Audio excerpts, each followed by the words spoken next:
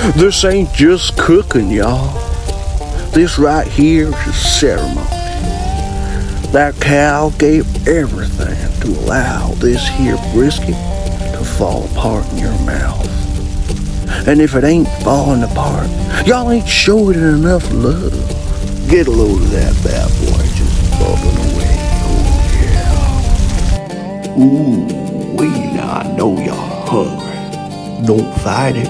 Go on. Go get yourself a big old brisket. But when you do, y'all make sure you're buying Big Richard's barbecue sauce for that true barbecue glaze.